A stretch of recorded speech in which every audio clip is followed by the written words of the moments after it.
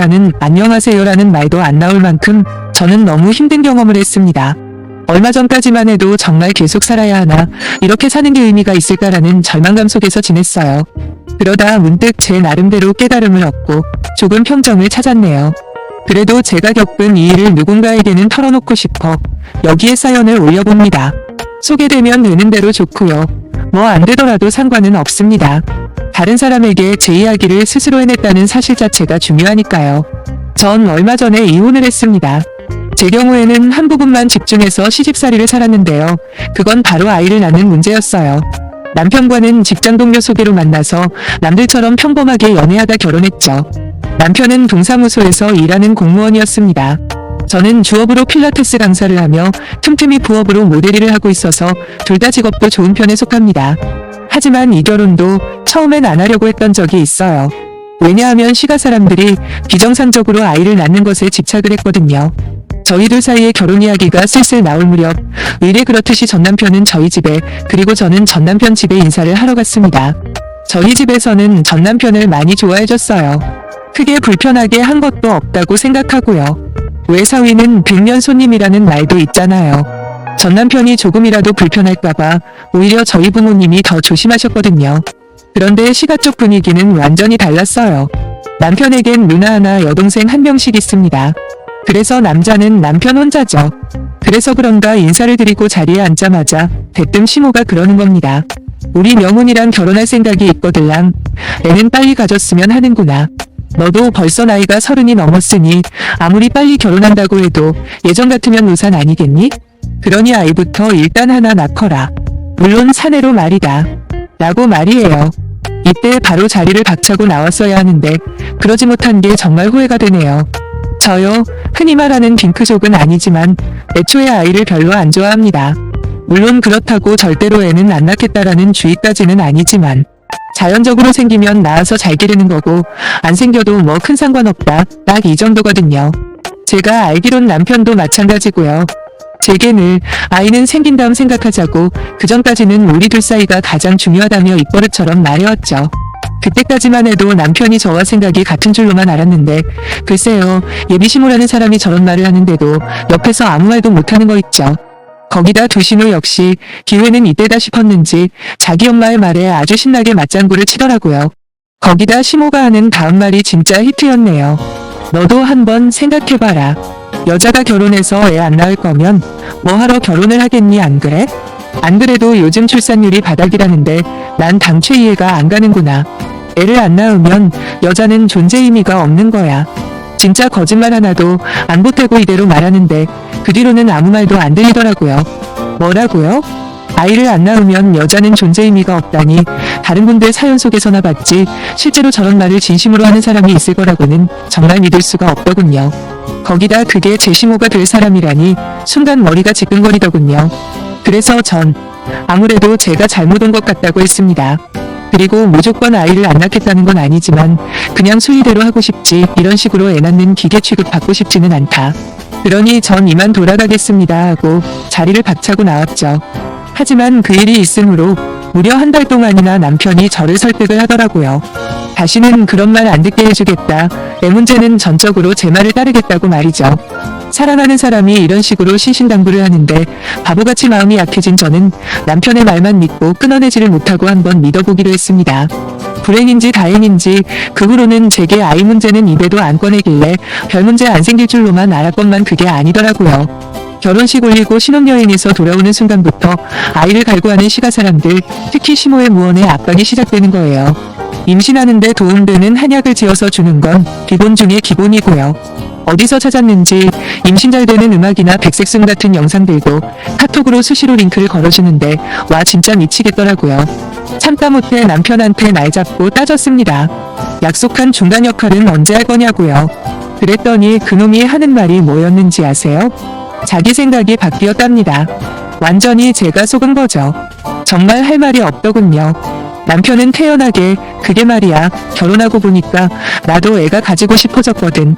물론 그렇다고 나까지 당신을 재촉하려는 건 아니고 단지 우리 가족 심정도 이해가 간다 이거지. 그러니까 조금만 마음을 열고 긍정적으로 생각 좀 해봤으면 좋겠어. 라며 뻔뻔한 소리를 하는 겁니다. 그래서 저도 남편에게 말했습니다. 나도 애 낳는 거 무조건 반대한다. 뭐 이런 사람은 아니다. 하지만 진짜로 아이를 갖고 싶으면 무엇보다 당신 가족들이 나한테 하는 이 무수한 압박들부터 전부 없애야 할 거라고 말이에요. 생각해보라고.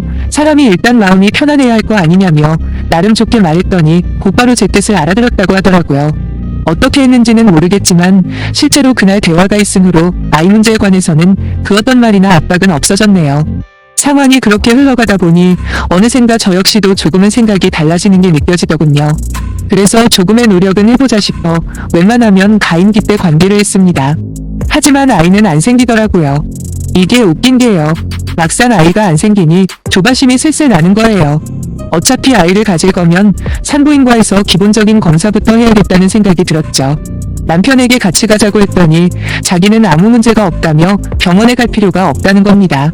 그러면서 한다는 말이 자기보다 오히려 제가 걱정된다는 소리를 하는데 한 번에 무슨 의미인지 알겠더라고요. 왜냐하면 저희 언니가 예전에 자궁경부암에 걸려서 수술을 한 적이 있거든요. 다행히 저남성 변변이라 원초절제만 해서 임신은 가능한데 아직 결혼은 안 한 상태예요. 그런데 그걸 알고 있는 남편이 문제가 있으면 저한테 있을 확률이 높을 거라는 말이 무슨 뜻이겠어요? 기분이 상하긴 했지만 저 역시도 어느 정도는 인정하는 부분이라 혼자 병원에 가서 검사를 받았습니다. 거기다 남편은 엄청난 운동광이에요. 일반인치고는 몸이 엄청 좋죠. 거기다 못하는 운동도 없고요. 언제나 건강한 하나만큼은 자신하던 남편은 행여라도 자기한테 문제가 있을 거라고는 상상도 못했을 겁니다. 아무튼 제 결과는 아무 이상 없음으로 나왔어요. 주위에 애 있는 사람들에게 들어보니 원래 임신이라는 게 사람 뜻대로 안 되는 거라 하더라고요. 그래서 여유를 가지고 기다려보기로 했는데 그동안 잘 참던 시모가 기다리다 지쳤는지 다시 손주 거리기 시작하는 거예요. 시가랑 저희 집이 거리가 상당히 멀어서 얼굴 볼 일은 거의 없거든요. 픽해봐야 명절이랑 생신 때 한 번씩 찾아뵙는 게 전부입니다. 그런데 하루에 3-4번씩 전화를 하셨어는 생리는 아직 멈추지 않았냐, 체한 것처럼 속이 더부룩한 증상은 없는지 물어보시거나 자기가 어디서 들었는데 관계하고 바로 씻으면 안 된다는 둥 차마 말하기 민망한 부분까지 꼬치꼬치 캐물으며 사람을 쪼아대는데 다시금 스트레스가 쌓이기 시작하는 겁니다. 그런데 남편이 언제 이야기를 했는지 저희 언니의 병에 대해서 말을 한 모양이었고 그 이야기를 들은 시모는 마치 저한테 무슨 문제가 있는 거 아니냐는 식으로 말을 하더라고요. 그래서 저는 바로 검진 결과서 사진 찍어서 보냈어요. 그리고 결혼한 지 몇 년이 지난 것도 아니고 이제 겨우 6개월인데 벌써부터 며느리한테 손주 그러면서 난리를 치시냐고 자꾸 이러실 거면 연락 안 받는다고 문자를 보냈더니 그날 저녁 남편이 퇴근해서는 아무리 화가 나도 그렇지 시어머니한테 그딴 식으로 하는 며느리가 세상 천지에 어디 있냐고 하면서 화를 내지 뭐예요? 저도 지지 않고 결혼 전부터 그 인간이 제게 했던 약속과 또 애 문제로 절대로 힘들게 하지 않겠다는 2번째 약속까지 너랑 니네 가족들은 왜 안 지키냐고 따졌습니다. 무슨 손주 못 봐서 죽은 귀신이 들린 것도 아니고 마음 편하게 해줘도 생길까 말까 하는 게 아이라는데 돌아가면서 나만 잡아댄다고 안 생길 애가 들어서는 거 아니라고 했더니 이번엔 또 니네 가족들이라 불렀다고 말꼬리를 몰고 늘어지는 겁니다. 쓸데없이 말꼬리 잡지 말라고 남편 말을 막으면서 난 병원에서 이상 없다고 했어. 그러니까 만약에라도 누군가한테 문제가 있다면 그건 당신 아니겠어? 왜 검사를 안 받는데 뭐 찔리는 거 있어? 했습니다. 그랬더니 겉으로는 코웃음을 치며 방으로 들어간 남편도 막상 열이 받았는지 당장 다음날 자기도 검사 받을 거라며 제가 갔던 병원 이름을 알려달래서 알려줬어요. 그랬더니 진짜 검사를 받고 왔더라고요. 결과가 나오는데 보통 며칠 걸리거든요. 근데 남편은 정작 검사 결과에는 아무 관심도 없는 것 같았습니다. 아마도 자신이 섰겠죠. 타고난 건강체질이라고 믿고 있었을 테니까요. 하지만 결과가 나오는 날이 지나도 도대체가 찾으러 갈 생각이 없어 보이는 남편을 대신해 제가 병원으로 갔습니다. 거기서 정말 뜻밖의 이야기를 듣게 될 줄은 상상도 못했죠. 병원에 도착해서 남편의 이름을 알려주고 얼마 지나자 담당 의사가 상담을 하자고 하더라고요. 전 깜짝 놀랐습니다. 그토록 자신만만하던 남편이 무정자증이라는 거예요. 정확한 명칭으로는 비폐쇄성 무정자증이라는데 자연임신은 확률상 거의 불가능하고 꼭 아이를 원한다면 시험관 시술밖에는 방법이 없다는 말을 하면서 되게 의사가 그러더라고요. 거기다 시험관 시술 자체도 금액도 금액이지만 몸에 무리가 많이 간다고요. 의사 선생님은 저보고 잘 생각해서 결정하라는데 이미 전 아무 소리도 들리지 않을 만큼 충격의 도가니였네요. 그토록 아이를 원했던 남편이 무정자증이라니 사실 미운이 고운이 해도 내 남편이었고 그때까지만 해도 어느 정도 사랑하는 마음이 남아있었거든요. 이 소식을 듣게 된 남편이 얼마나 절망을 할까. 그리고 남자들은 그 부분에 문제가 있으면 자신감이 바닥으로 떨어진다는데 안타깝고 애처롭기만 했습니다. 당시만 해도 그 인간이 무슨 짓을 하고 돌아다니는지 전혀 몰랐던 때였으니까요. 집으로 돌아온 저는 남편이 너무 불쌍하다는 생각밖에 안 들더라고요. 친구들에게도 말할 수 없고 더욱이 친정 부모님에게도 말하지 못하고 며칠 동안 혼자 끙끙 앓고 있었는데 그러던 중 남편이 제게 이혼 이야기를 꺼내는 게 아니겠어요? 처음엔 제게 애정이 없어졌다는 둥, 우리 둘이 서로 안 맞는 것 투성이라 더 이상 결혼 생활을 유지하기 싫어졌다는 둥 엉뚱한 변명만 늘어놓길래 제가 끝까지 이혼은 못하겠다 버텼더니 그제서야 솔직한 이유를 털어놓더라고요. 그건 바로 남편에게 여자가 있다는 겁니다. 더 황당한 건 결혼한 후에 새로 만난 여자도 아니고 결혼 전부터 지금까지 만나오던 여자라는 남편의 말에 전 너무도 충격을 받았고 아무 말도 안 나오더군요. 그러면서 소송을 하던 뭘 하던 이혼만 해주면 안 되겠냐고 온갖 불쌍한 척을 다 하는데 크나큰 절망감에 전 어떤 선택도 할 수가 없었네요. 이성적으로 생각해보면 이혼하는 게 맞지만 그냥 곱게 물러나주는 게 용납이 안 되는 겁니다. 그 여자랑 남편이랑 둘이서 보란듯이 행복하게 사는 꼴을 절대로 보기가 싫었거든요. 그래서 지푸라기라도 잡아보자는 심정으로 찾아간 시모의 입에서 또 한 번 예상하지 못한 사실을 알게 됐죠. 자식 교육을 어떻게 시켰길래 이따위 짓을 하고도 뻔뻔하게 돈 몇 푼 쥐어주고 이혼하자고 하는 거냐라며 따지러 갔거든요. 하지만 이미 이 모든 사실을 시모가 알고 있었다는 사실에 한 번 놀랐고 거기다 7살이나 어린 그 상간녀가 임신을 했다는 말을 들었을 땐 진짜 기절하는 줄 알았습니다. 자기 아들을 원망하고 비난하는 저를 보며 팔은 안으로 굽는다고 시모는 그래도 남편을 편들더라고요. 그것도 제 핑계를 대면서 말이에요. 그러게 네가 진작 임신해줬으면 좀 좋았겠니? 그리고 얼마나 여자가 못났으면 남편이 바람이 나게 하는 거야? 솔직히 이 정도면 팔이 안으로 굽는 수준이 아니라 완전히 꺼겨버린 거 아닌가요? 하지만 남편이 무정자증이라는 사실을 유일하게 알고 있었던 저는 시모의 말도 안 되는 아들 감사기에도 오히려 냉정을 유지할 수 있었습니다. 왜냐하면 그 상간녀의 아이가 거의 100% 이상의 확률로 다른 남자의 아이라고 확신했기 때문이죠. 전 이대로 나만 억울하게 당할 수는 없다고 생각했고 그날로 친정에서 지내면서 이혼은 절대로 안 해줄 거라고 버텼어요. 몇 번이고 전화를 거는 남편에게 어차피 유책 배우자한테 이혼 소송 이길 가능성 없는 거 알지? 내가 누구 좋으라고 이혼을 해주겠니? 그냥 우리 평생 이렇게 살자. 나도 아쉬울 거 없어. 참고로 애 낳아도 호적에 올릴 생각은 추호도 하지 말고 알겠지? 그리고 일말의 양심이라도 있으면 다시는 전화하지 마 역겨우니까. 라고 단호하게 말했습니다. 그 모습을 본 친정 부모님은 그래봐야 망가지는 건 제 쪽이라며 하루빨리 이혼하고 새 출발을 하라고 하시더라고요. 제 본심도 모르고 말이에요. 저라고 그런 노답인 인간과 계속 얽히고 싶겠어요? 최대한 괴롭혀주다 적절한 시기에 알아서 이혼하려는 계획이었죠. 역시나 몸이 달았는지 급기야 시모한테서도 문자며 전화가 빗발쳤고 그렇게 한 달을 넘게 버텼습니다. 꿋꿋하게 남편과 시가해서 오는 연락 다시 보며 마음 편하게 일을 하고 있었는데 도저히 안 되겠던지 남편과 시모가 친정으로 찾아왔더라고요. 오자마자 무릎 꿇고 죄송하다.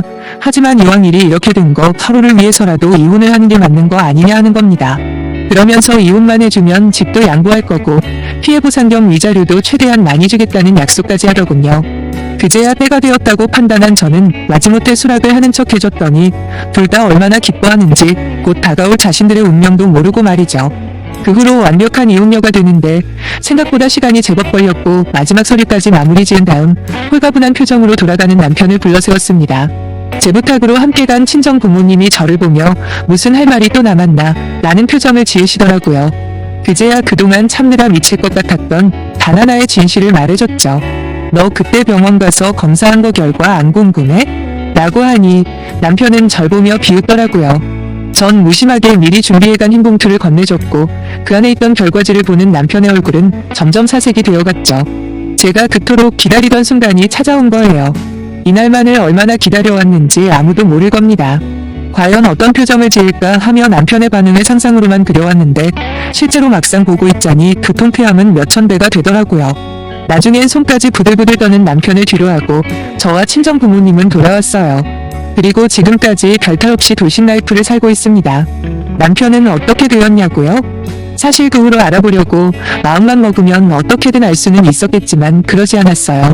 사실 이혼하고 한동안 남편과 시가에 대한 저주로만 살던 저였습니다. 혹시라도 남편의 아이면 어쩌나 제발 남편 아이가 아닌 걸로 밝혀져서 그 사람 역시 지옥 같은 삶을 살기를 빌기도 했죠. 그러다 어느 날 이런 생각이 들더라고요. 애는 무슨 죄일까? 라는 생각 말이에요. 그리고 누군가를 미워하고 증오하는 감정이 정작 다른 사람이 아니라 바로 저 자신을 병들게 한다는 생각까지 하게 되니 그제서야 모든 걸 내려놓을 수 있더라고요. 그리곤 앞으로 저만 생각하고 또 사랑하며 살아야지 결심을 하고 나니 그토록 어둡기만 했던 마음이 훨씬 편해지네요. 그래서 그때 일은 이제 훌훌 털어버리기로 했습니다. 지금은 그 사람들이 어떻게 살던 아무 관심도 없네요. 앞으로도 다른 데 신경 안 쓰고 오직 저만 아끼고 사랑하며 살려고요.